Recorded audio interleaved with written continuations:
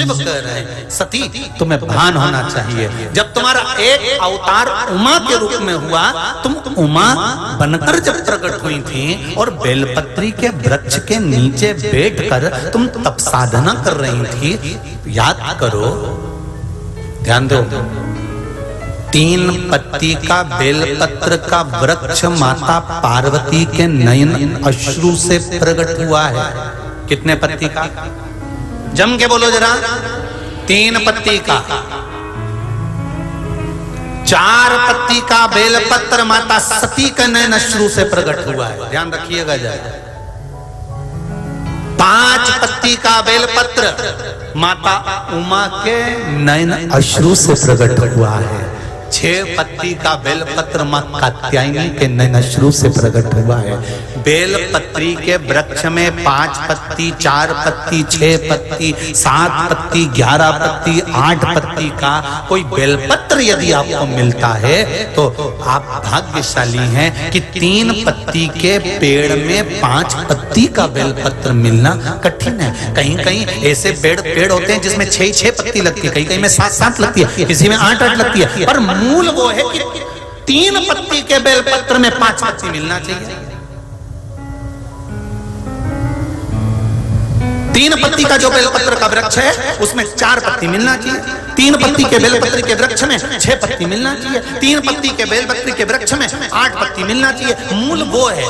कई लोग कहते हैं 6 पत्ती का बेलपत्र का वृक्ष हमने लगा लिया, उसमें 6 पत्ती लगती है, वो बात अलग है। पर 3 पत्ती के बेलपत्र के वृक्ष में जब 4 पत्ती मिले, 5 पत्ती मिले, 6 पत्ती मिले, मतलब 3 पत्ती का जो बेलपत्र का वृक्ष है वो माता पार्वती जी के अश्रु का है। पार्वती जी के ही उस पौधे में जब उमा, सती, कात्यायनी इनका पत्ता प्राप्त होता है तब वो जीवन को सुख प्रदान कर देता है। उस पत्ते की जरूरत है। और हम कितने चतुर हैं। किसी ने कह दिया 6 पत्ती का पौधा है तो उन्होंने कहा हमको 6 पत्ती का ही दो तुम तो। किसी ने कहा 7 पत्ती का बेलपत्र वाला पौधा, 7 पत्ती का बेलपत्र का पौधा दे दो। कई आजकल तो ये नर्सरी वाले ऐसा पेड़ पौधे में कट लगाकर जैसा पौधा उनको जन्म देना है, पैदा करना है, उत्पन्न करना है, 5 पत्ती का, 6 पत्ती का, 7 पत्ती का वो पैदा कर सकते हैं। पर शास्त्र की रीति कहती है 3 पत्ती के पौधे में जब 4 पत्ती, 5 पत्ती, 6 पत्ती, 7 पत्ती जब मिलती है तो वो पुण्य फलदायी है।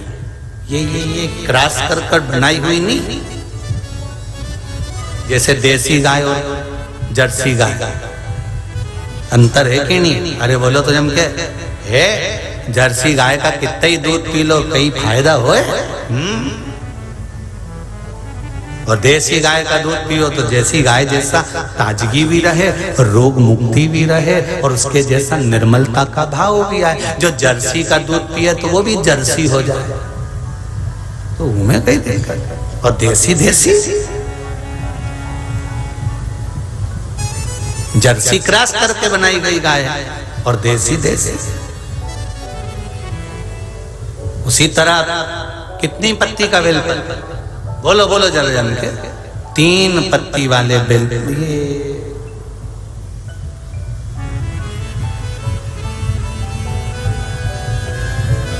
3 पत्ती का बेलपत्र। अब इस वृक्ष में, इस पौधे में अगर 4 पत्ती का मिल जाए, 5 पत्ती का मिल जाए, कहीं किसी को मिलता है, ऐसा नहीं कि नहीं मिलता हो, किसी को 6 पत्ती मिल जाए, किसी को 7 पत्ती मिल जाए, तो फिर समझ लो कि आज मेरे को 4 पत्ती के रूप में सती माँ मिल गई है, 5 पत्ती के रूप में मुझे उमा माता मिल गई है, 6 पत्ती के रूप में मुझे माँ कात्यायनी प्राप्त हो गई है, 9 पत्ती के रूप में मेरी 9 देवियां प्रकट हो गई हैं। यहाँ तक शिव महापुराण कहती है कि बेलपत्री की 3 पत्ती के वृक्ष में 51 पत्ती तक का भी पौधा देवी प्रकट कर देती है, क्योंकि पार्वती का जो जन्म है वो 52वें नंबर का है, 52 नंबर का। इससे पहले माता पार्वती के 51 जन्म हो चुके थे। माता पार्वती 51 बार प्रकट हो चुकी थी। शिव जी के गले में जो मुंडों की माला है वो 51 मुंड की माला।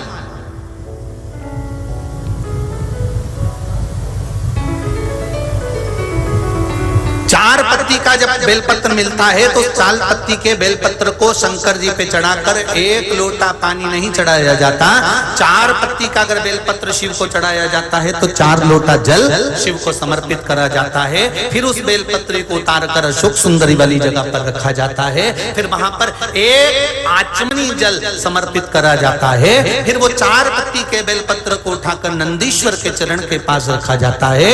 वहां 1 मूंग का दाना समर्पित करा जाता है। फिर उस बेलपत्री को लाकर घर में बरकत के रूप में रखा जाता है। तब वो लक्ष्मी बढ़ाना प्रारंभ करता है। कोई ऐसे ही क्रम नहीं हो जाता कि मिल गया और तुमने रख दिया, उसका क्रम अलग अलग है। 5 पत्ती का बेलपत्र, ऊपर जो जलाधारी टंगी होती है उस जलाधारी का स्पर्श कराया जाता है, शिवलिंग पर चढ़ाया जाता है।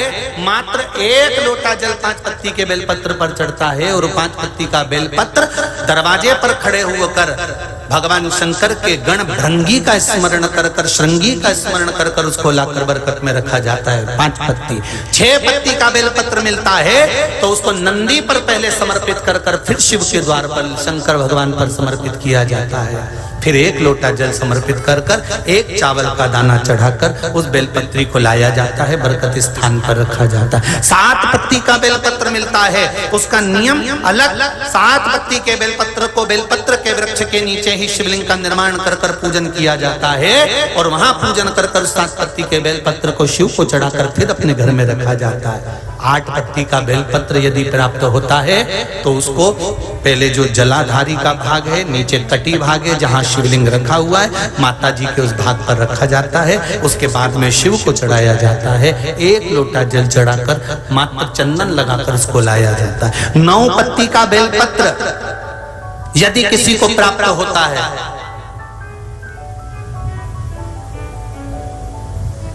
कभी मौका मिले ना तो देखो, अब सीहोर में कभी कथा हुई तो आपको 1 पत्ती से लेकर 21 पत्ती तक के बेलपत्र का दर्शन, 3 पत्ती वाले वृक्ष से ही जो पत्तियां प्रकट हुई हैं, 1 से लेकर 21 तक के पत्ती के दर्शन आपको सीहोर जब कथा रहेगी कभी तो ऑनलाइन कथा में हम खुद व्यासपीठ से दर्शन कराएंगे कि इतने पत्ती तक के भी बेलपत्र का दर्शन होता है।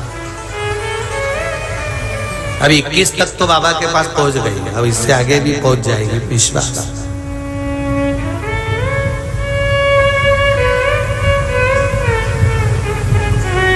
बेलपत्र उसका पूजन आपको अगर मिले 4 पत्ती का बेलपत्र तो आप ये परली बैजनाथ की कथा कौन से दिन की है? अरे बोलो जम के, 3रे दिन की कथा लिख के रख लेना कि 3रे दिन की कथा में हमने परली बैजनाथ की कथा में बताया था कि 4 पत्ती का बेलपत्र मिले तो तुरंत सर्च मारो और निकाल लो कि उसकी पूजन ऐसे करना है। 5 पत्ती का बेलपत्र मिल गया कहीं से तो उसकी पूजन ऐसे करना है। पर ये नहीं कि वो 6 पत्ती का बेलपत्र का पेड़, 5 पत्ती का बेलपत्र का पेड़ उसमें से तोड़ के लिया, नहीं, 3 पत्ती के बेलपत्र में अगर वो पत्ती मिली है तो फलदायी, तो फलित।